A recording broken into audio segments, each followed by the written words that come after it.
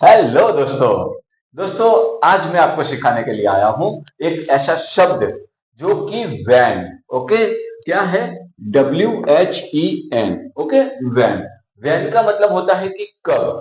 Okay, इसका हिंदी में meaning होता है कि कब। तो ये हम सीखेंगे थोड़े एग्जाम्पल्स के जरिए कि वैन का यूज हम कब कर सकते हैं। हमें जब कोई हिंदी सेंटेंस बनाने हो तो ऐसी कौन सी सिचुएशन होगी जब हम वैन का यूज करेंगे। ओके, ऐसी कौन कौन सी सिचुएशन में हम वैन का यूज करेंगे। तो ये जो वैन है उसका फर्स्ट यूज हम देखते हैं थोड़े एग्जाम्पल के साथ।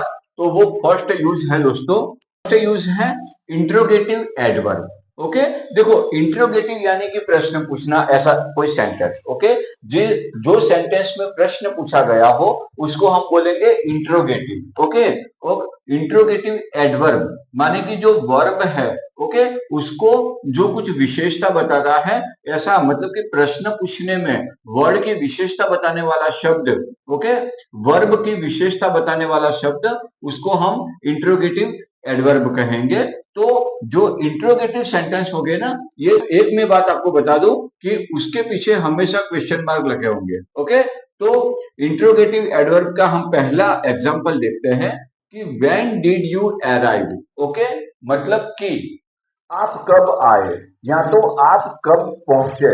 ओके, ऐसा इसका मतलब हो सकता है कि आप कब आए या तो आप कब पहुंचे।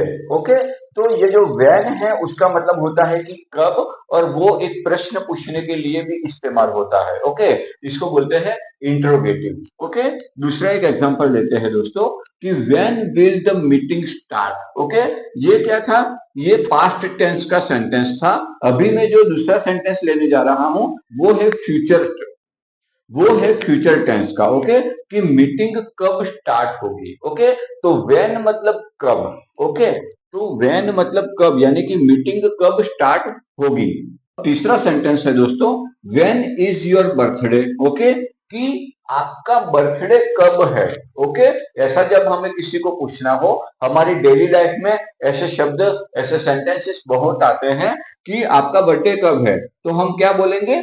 When is your birthday. Okay, इसको बोलने का भी एक अलग से ढाल होता है, इसको बोलने का भी एक अलग से तरीका होता है। ओके, इसको नॉर्मल सेंटेंस जैसे नहीं बोला जाता है, पर इसको ऐसे बोलेंगे कि when is your birthday. Okay, तो इसमें इंट्रोगेटिव का एक भाव होना चाहिए। ओके, इंट्रोगेटिव की एक इफेक्ट आनी चाहिए इसमें। ओके, तो ऐसे हम इंट्रोगेटिव एडवर्ब बनाने में when is your birthday, when will the meeting start, okay, when did you arrive, ऐसे सब सेंटेंस बनाने के लिए, मतलब कि कब का यूज करने के लिए हम ये व्हेन का यूज करते हैं। ओके, तो ये है व्हेन का एक बेसिक यूज कि इंट्रोगेटिव एडवर्ब के रूप में इसको यूज किया जाता है।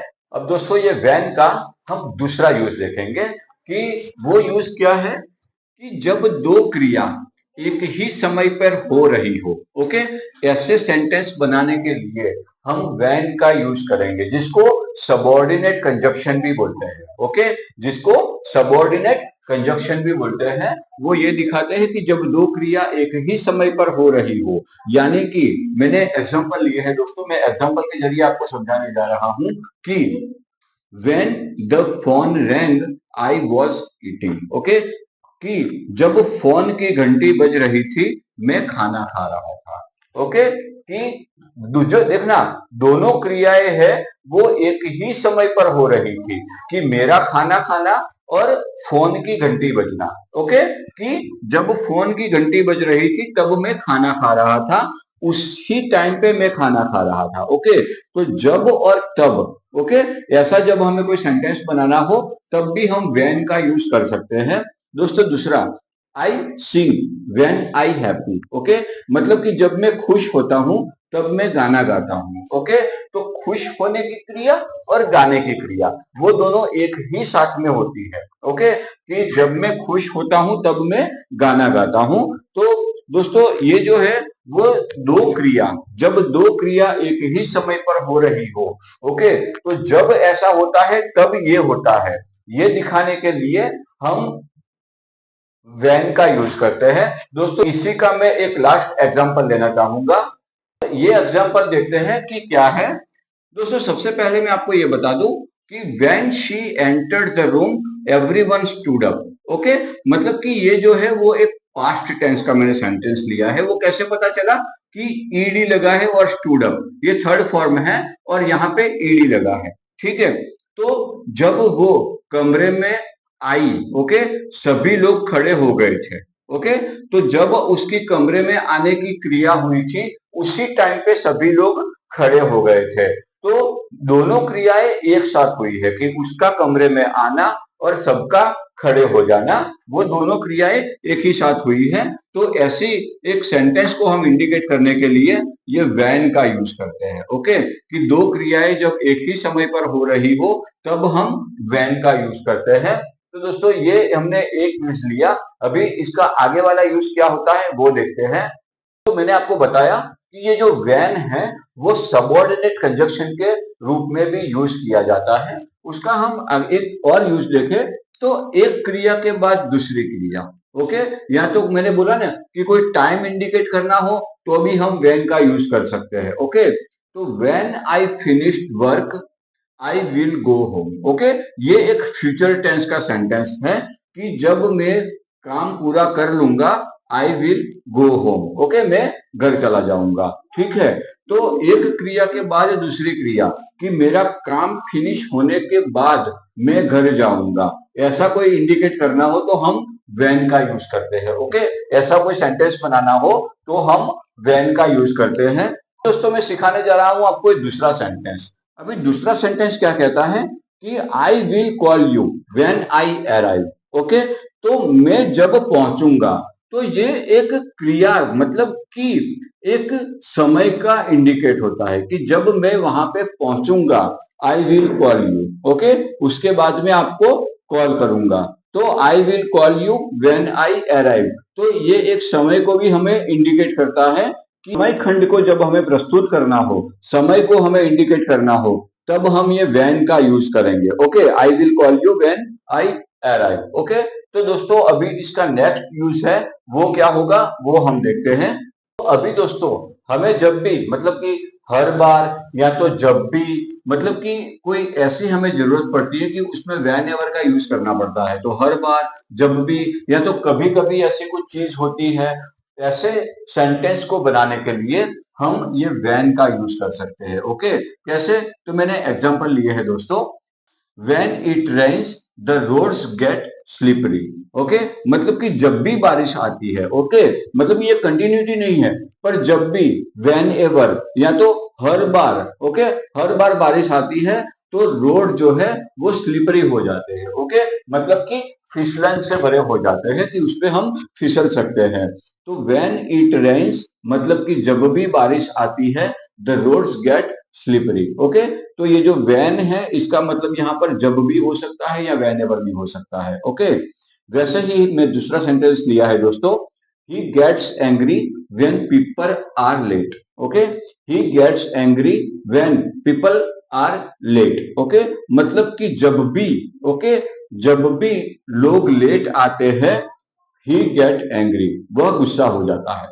ऐसे सेंटेंस बनाने के लिए हम व्हेन का यूज करते हैं कि हर बार मतलब कि हर बार लोग लेट आते हैं तो वो गुस्सा हो जाता है। जब भी वो जब भी वो लेट आते हैं तो वो गुस्सा हो जाता है। Okay, whenever people are late मतलब कि जब भी ऐसी कोई सिचुएशन होती है कि कभी कभी लोग लेट आते हैं तो वो गुस्सा हो जाता है। ओके, ऐसे सेंटेंस बनाने के लिए हम वेन का यूज करते हैं दोस्तों। अभी एक इसका और आगे वाला मैं यूज समझाने जा रहा हूं, वो क्या है वो देखते हैं।